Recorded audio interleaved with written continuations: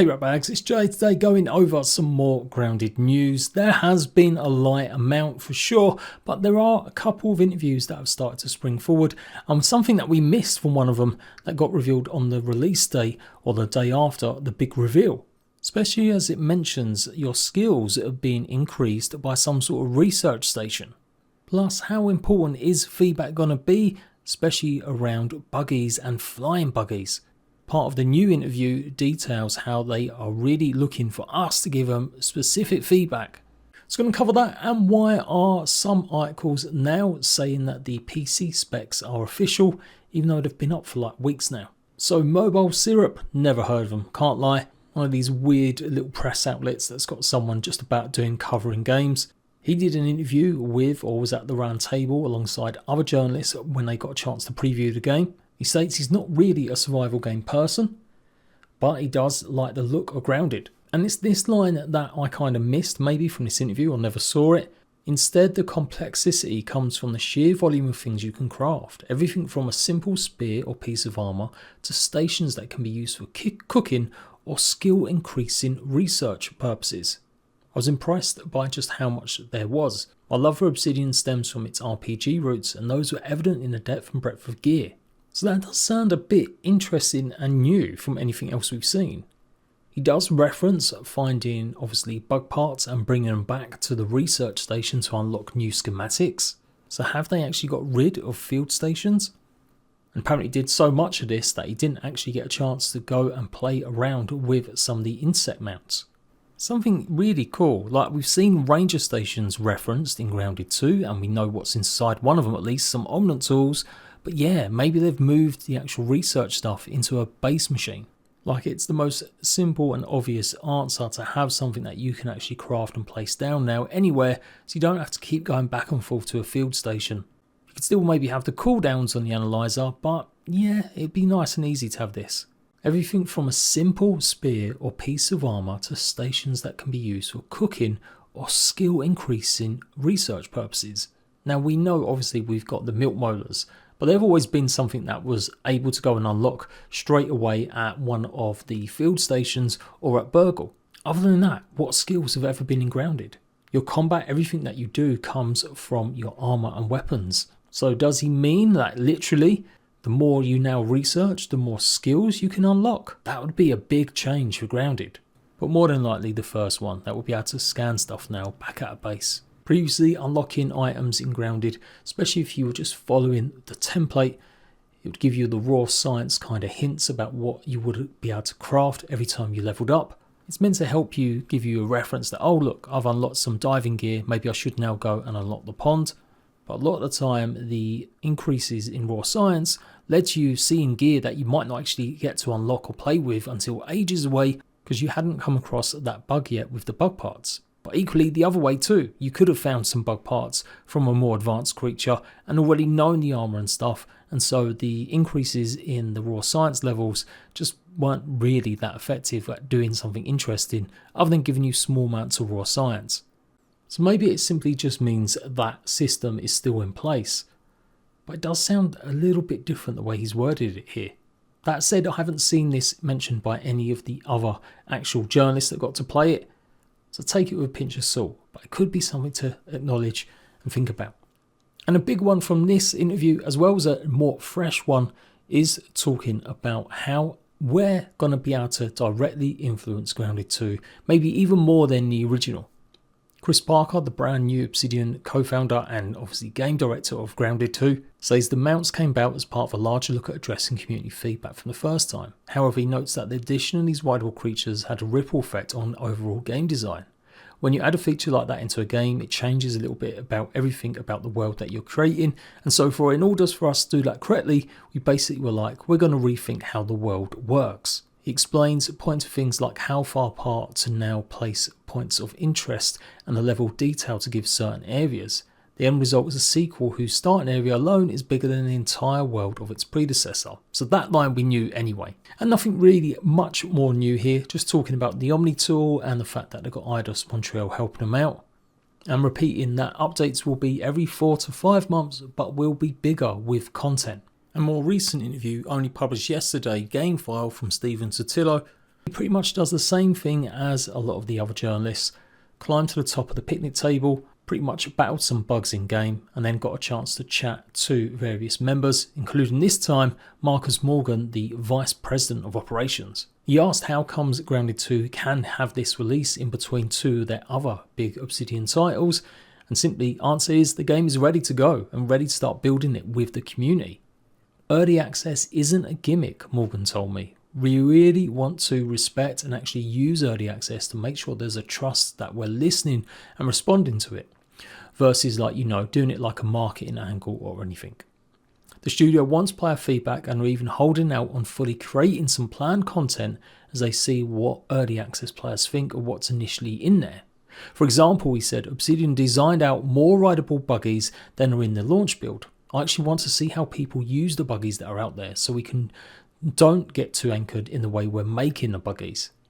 This is a community feature, he said, meaning that he wants the community feelings about it to shape its evolving design. Then they talk a little bit about Eidos Montreal, how it got involved, and basically Xbox paired these guys up, and they seem to all be working pretty well. So a small nugget of information, but pretty interesting. It's been a bit of a debate, and I've done a ton of videos taking a look at the permutations of it. What kind of bugs do you want to see in Grounded 2? What kind of mounts do you want in Grounded 2? I did show you guys, in my opinion, how feasible it would be for certain bugs to be mounts and other bugs not. It's still really interesting to me though that out of everything, most of you guys, out of 5,000 votes, 50% were more interested in the new map or excited for it. And then came mounts and bugs, followed by gear and story in joint 3rd, 4th place. In a poll I did during one of my live streams, you guys overwhelmingly voted for having flyers in the game.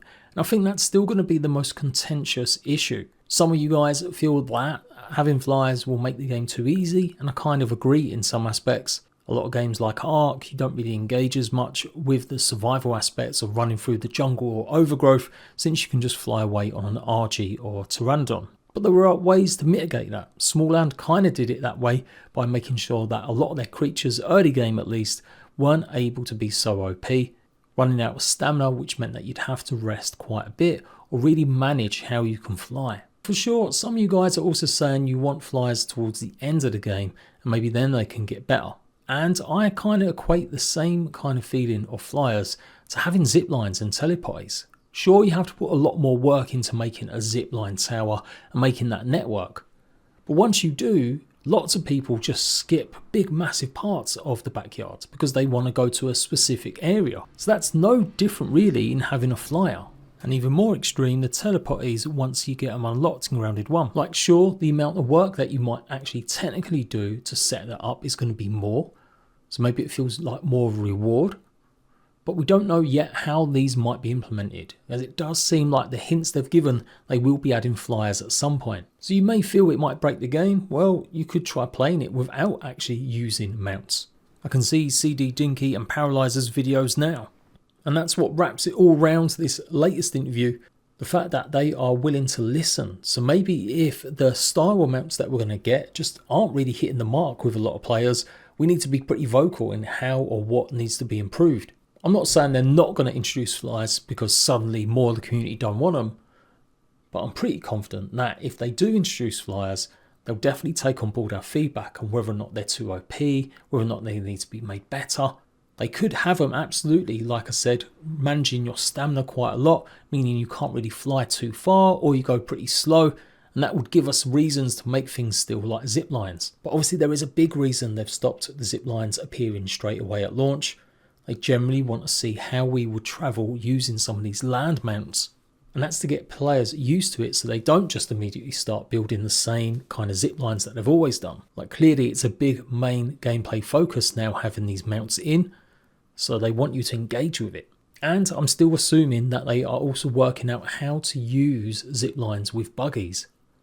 Like a way that you could create a special harness, maybe upgrade zip lines with a different type of material, basically supporting the weight of some of your buggies so they can follow you around. So it's all really interesting to think about, I think at least. Anyway, while we're waiting for some new news or just the release of the game, how flyers would actually work. Yes, they would make life easier if you need to get up to somewhere where you have to parkour, but there are other ways to make that still challenging.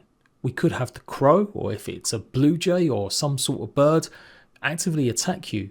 Small did the same thing, stopped you going from one area to another by having an eagle swoop down and effectively kill you.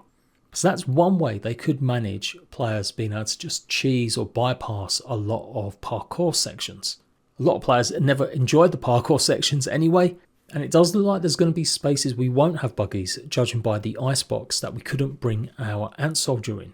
And the other questions away from flyers are we going to use buggies to take on other creatures a lot? Are they going to ramp up certain bugs' health or abilities, knowing that we should really use the bugs to take them on? That would be a step towards games like Ark. I don't really mind that much. I know there is some trepidation about just it becoming an Ark kind of simulation game.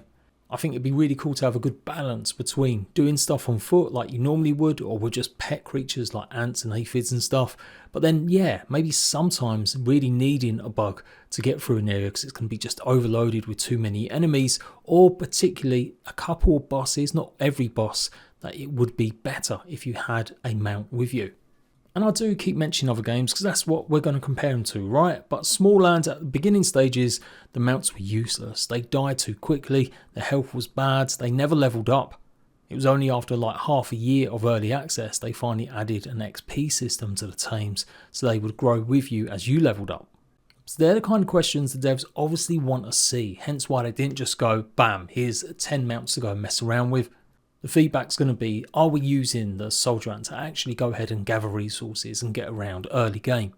Or are players skipping it in favour of just aphid boots? Are we using all weavers to go into battle against certain enemies? Or again, feeling like we're still just the best at parrying and we're going to take them on foot? So there's definitely ways to balance, and the way that we're going to be giving feedback is important. So when they do start releasing the PTB, and we're presuming they're going to have the PTBs on Xbox inside a hub, basically a chance to test out the future updates before they arrive for everyone, make sure you download, play it and give your feedback in the official Discord. We really want Grounded 2 to be the best version of Grounded, then clearly the devs want us to give them a lot of feedback. So make sure, join the official Discord, chat away about Grounded 2, and let's get ready and hyped. This is not really big news to me since I covered actually some of the PC specs listed in my facts video, but about 2 or 3 websites last night came out with info saying that it's now been officially confirmed. The specs that are currently on Steam, which I don't think have been updated, are pretty much exactly the same as what's been reported on these sites. So maybe some of these sites got a press release just stating and confirming these are now the finalised ones. And it's good news for players with older systems. You'll be able to run Grounded on anything from a 1070 GTX or RX 5700 on an AMD Radeon. And as long as your processor is Intel Core i5-8400 and above, or AMD Ryzen 5 2600, then you should be okay. 16 gig of RAM though is probably something that some players still might not actually technically have, but most games now require this. But if you want the game to look pretty good, then for sure the 380 is maybe a bit higher than I think some people might expect, but not really. A lot of games now that are launching with Unreal Engine 5 are definitely on the 3 series or even minimum, or even really on the 4 series of graphics cards. I'm just about okay, I've got a 390. And we're going to probably need around 40 gig. It might be a bit lower to be honest. That might be the overall size that they may be expecting once the game gets all of its updates. So don't be too surprised if it doesn't actually match that at launch. It may be significantly smaller. We'll have to wait and see how much of an impact it is having a map 3 times the size.